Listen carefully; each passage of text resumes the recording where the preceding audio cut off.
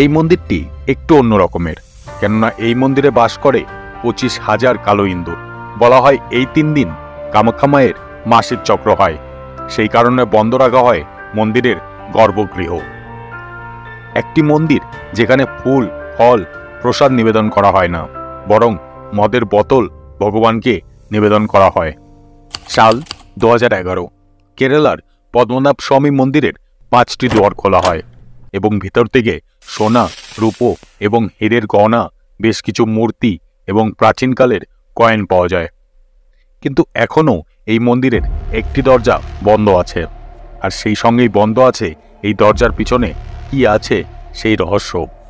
এই দরজার উপরে 2টো সাপের আকৃতি আঁকা রয়েছে। এটি কিছু তন্ত্রমন্ত্রের দ্বারা বন্ধ করা হয়েছে এবং বিশ্বাস করা হয় যে যেদিন এই দরজাটি খোলা হবে সেই দিন পৃথিবী ধ্বংস হয়ে যাবে। আমাদের ভারতে এই ধরনের প্রচুর মন্দির রয়েছে এবং এই মন্দিরগুলির সঙ্গে যুক্ত রয়েছে বেশ কিছু আকর্ষণীয় তথ্য। আজকের এই ভিডিওতে আমরা এমনই কিছু মন্দির সম্বন্ধে জানব। ভিডিওটি শেষ পর্যন্ত দেখবেন এবং ভালো লাগলে অন্যদের সঙ্গে শেয়ারও অবশ্যই করবেন। রহস্যময়ী মন্দিরের তালিকায় সর্বপ্রথম রয়েছে রাজস্থানের কর্ণী মাতা মন্দির। 500 বছরেরও বেশি পুরনো এই মন্দিরের অনেক মান্যতা রয়েছে এবং হাজার হাজার ভক্তগণ দূর দূর থেকে এখানে দর্শন করতে আসেন। এই মন্দিরে 25,000-এরও বেশি কালো ইঁদুর বাস করে। এখানে এই ইঁদুরগুলোকে পবিত্র বলে মনে করা হয়। বলা হয় এই সমস্ত ইঁদুর কর্ণী মায়ের পরিবার, তাই এখানকার পুরোহিত থেকে নিয়ে এখানকার কর্মীরা এদের কোনো রকম ক্ষতি করে না, বরং এদেরকে নিজের পরিবার বলে মনে করে। এই ইঁদুরগুলো মন্দিরের গর্ভগৃহ থেকে নিয়ে মন্দিরের রান্নাঘর পর্যন্ত সব জায়গায় ঘুরতে ফিরতে থাকে। সাধারণত ইঁদুর যদি কোনো খাবারে মুখ দেয়, আমরা অসুখের ভয়ে সেই খাবার খাই না, বরং ফেলে দিই। কিন্তু এখানে ইঁদুরে খাওয়া খাবারকে প্রসাদ মনে করে খাওয়া হয় এবং এখানে এটাও মান্যতা রয়েছে যে এই প্রসাদ খেয়ে আজ পর্যন্ত কারোর শরীর খারাপ হয়নি। এখানকার নিয়ম অনুযায়ী এখানে পা তুলে চলাফেরা করা নিষিদ্ধ। এখানে পা মাটির সঙ্গে ঘষে চলতে হয়। তার কারণ হচ্ছে যাতে আপনার পায়ের তলায় চাপা পড়ে কোনো ইঁদুরের মৃত্যু না হয়, আর যদি সেটা হয় সেটিকে অশুভ বলে মনে করা হয়। এখানে হাজার হাজার কালো ইঁদুরের মধ্যে কিছু সাদা ইঁদুরও রয়েছে। বিশ্বাস করা হয় এই সাদা ইঁদুর কর্ণী মায়ের পুত্র এবং এদের দর্শন পাওয়া সৌভাগ্যের ব্যাপার। আসামের গুয়াহাটিতে অবস্থিত একটি শক্তিপীঠ মা কামাখ্যা দেবালয়।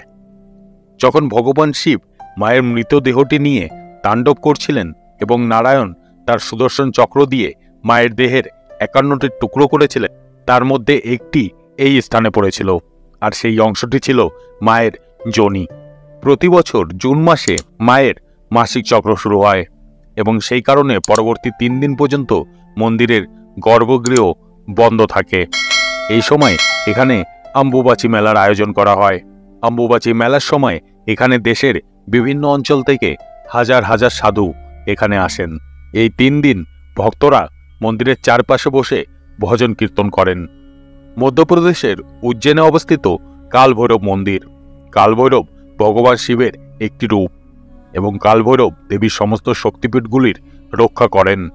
কিন্তু উজ্জয়নের এই কালভৈরব মন্দিরটি একটু অন্য রকমের, কেননা এখানে ফুল ফল নয়, বরং মদের বোতল প্রসাদ হিসেবে ভগবানকে নিবেদন করা হয়।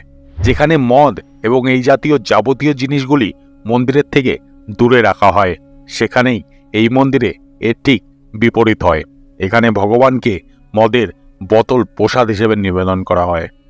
এখানে ভগবানকে মদ নিবেদন করা কোনো কোইন্সিডেন্ট নয়, বরং এটি একটি তান্ত্রিক সাধনা। কালভৈরবের তন্ত্রবিদ্যার সঙ্গে সম্পর্ক কোনো নতুন কথা নয়। তন্ত্রবিদ্যার সাধকরা তান্ত্রিক বিদ্যার কৃতিত্ব অর্জন করার জন্যে ভৈরবের সাধনা করে।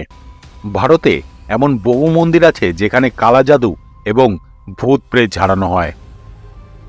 ভগবান দত্তাত্রেয়, যেনাকে ত্রিনাথ বলা হয়, ইনি হলেন ভগবান ব্রহ্মা, বিষ্ণু এবং শিবের অবতার। এমনিতেই এই মন্দিরের ভিতরে একটি অন্যরকম অনুভব হয়, কিন্তু পূর্ণিমা এবং অমাবস্যার দিনে এখানে যা কিছু হয় সেসব দেখার পর আপনার শরীর শিরশির করে উঠবে। সামান্য দিনে এখানে সবকিছু শান্ত থাকে, কিন্তু এই 2 দিন এই মন্দির চত্বর ভয়ঙ্কর আওয়াজ এবং দৃশ্যে ভরে যায়।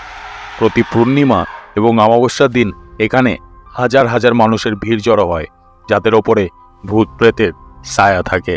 এই 2 দিন সকাল 11টার সময় মন্দিরে মহামঙ্গল আরতি হয়।